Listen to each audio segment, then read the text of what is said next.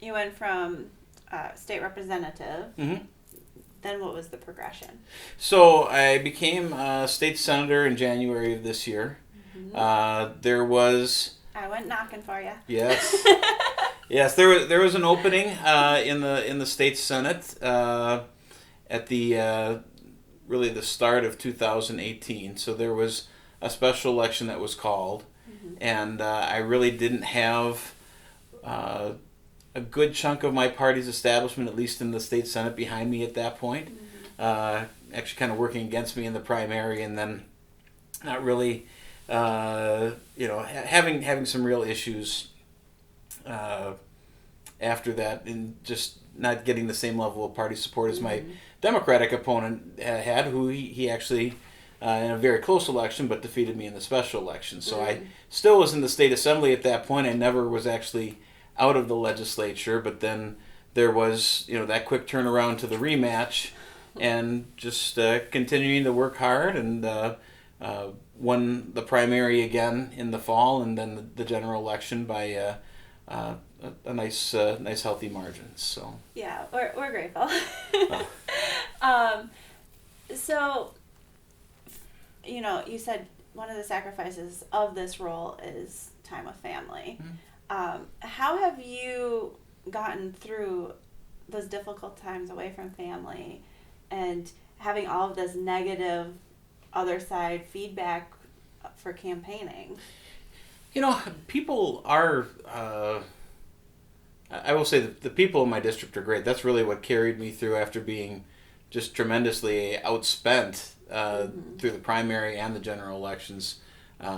Is something where whether it's at the grocery store, the gas station, or wherever, people come up to me, and I really get so much more positive feedback. Now, there are still emails that I get from people wishing me dead and calling me all the vile names that you could possibly imagine. But it is something that it's gratifying to have an opportunity to make a difference in people's lives, and to really kind of live your values, and to bring those forward in the political sphere. So it is something where, with technology as well. I mean, having FaceTime is a godsend as far as, being able to, whether that's in the parlor or at night. Story time. Yeah. So there's, I've been able to help the kids with homework, over, with the help of the cell phone and anything else. So it's, but certainly there is a strain in terms of, you take the kids to as many events as you can, but you also want to shield them from some of that negativity. I mean, luckily, with 5 kids, we don't have time to watch any TV. I mean, we'll watch a Packer game, we'll watch the Packers, and it's we have a TV, but it's usually not broadcast TV. So Movies. All the negative ads, the horrible stuff that said I hated clean water or whatever else, that was just. I'm pretty sure you like to drink clean water, right? Yes, and it's just one of those things where politically, I've worked very hard on environmental issues. I've been recognized as somebody that can actually build consensus and get folks together, and I certainly had that reputation in my caucus. But for political purposes, there was an environmental organization, very much slanted to the left, that basically on the basis of issues that had nothing to do with water, clean or otherwise at all, just put a lot of money into kind of smearing my name, which was unfortunate. But again, it really helped, especially in terms of the people that knew me, the people that I had built that relationship with. Well, that's what I did when I went to talk to people about you running. I just simply said, I know him as a father and a friend. Yeah. And from that, I would vote for him. So, people get all twisted in all the political things, but if they look at who you are, you're a guy that had nothing, basically just going through life, and then all of a sudden you start, well, I can make a difference. You're that little guy that can. Well, it is a calling. Just we're all called to different things in life. I originally didn't think that this was something that I was called to, but I've certainly seen it as a vocation since then, and it's incredibly important that we all kind of answer that call and do what we can. But so how did you feel like you were called for this?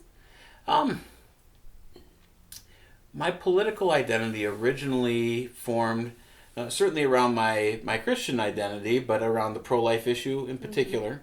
And that's something that certainly I've faced any number of political challenges as a result of that. I've been targeted, and honestly, to me, that is, that's a badge of honor to take some slings and arrows for something you believe in.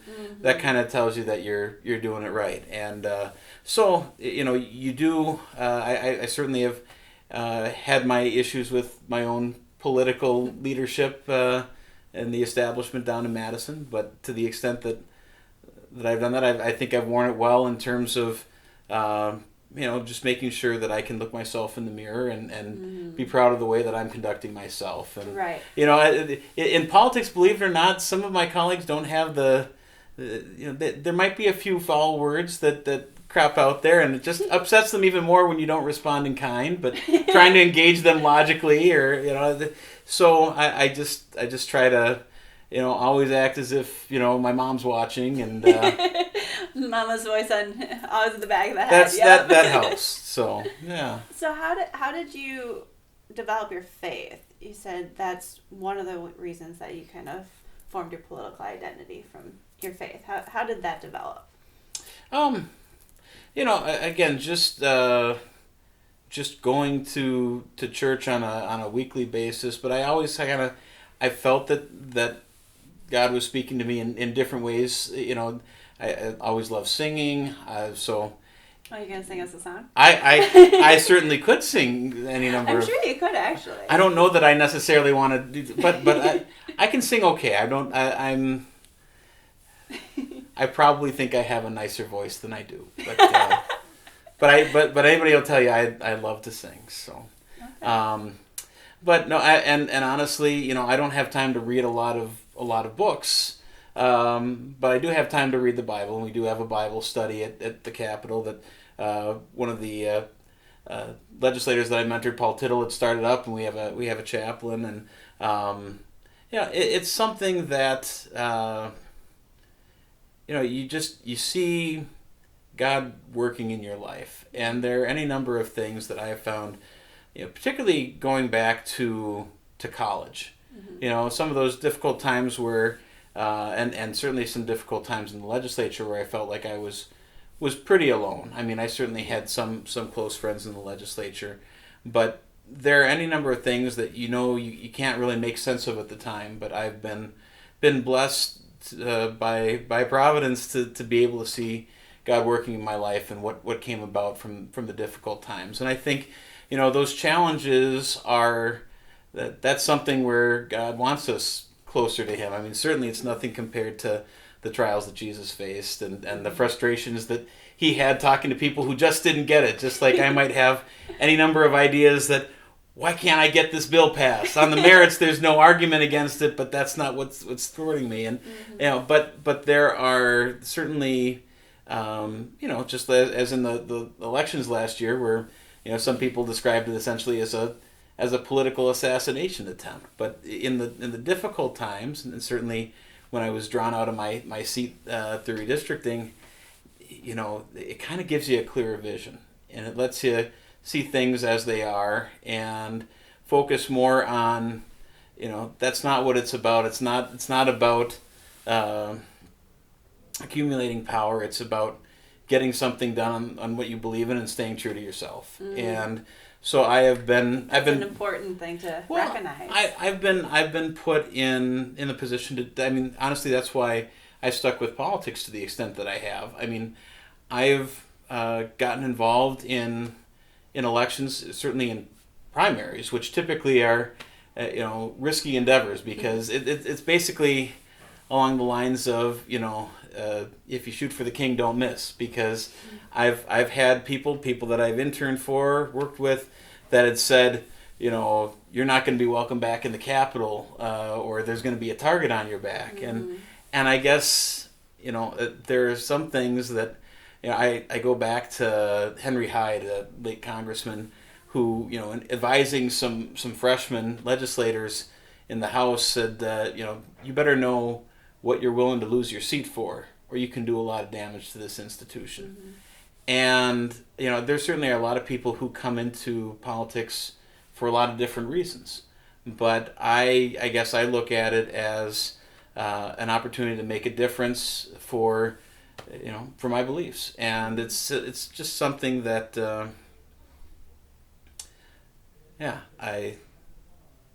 I've been blessed with some great opportunities. It is something where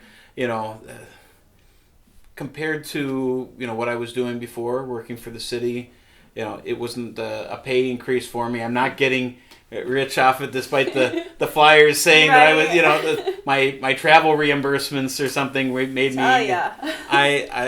We're able to make it work, but it's something that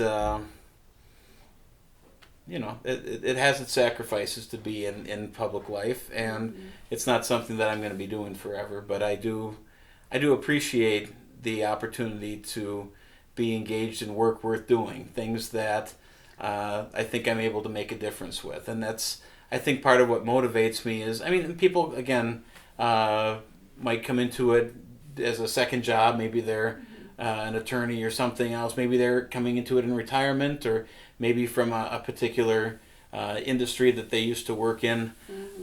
I guess I see this as an opportunity to really on a whole host of issues, because as much as I certainly have spent my political capital on the life issue, I've been very active in what I consider more broadly helping the vulnerable. So whether that's human trafficking, victims of domestic violence or sexual assault, or drunk driving, or I work a lot within the court system and what we need to do there, but and local government and healthcare and a lot of other issues as well.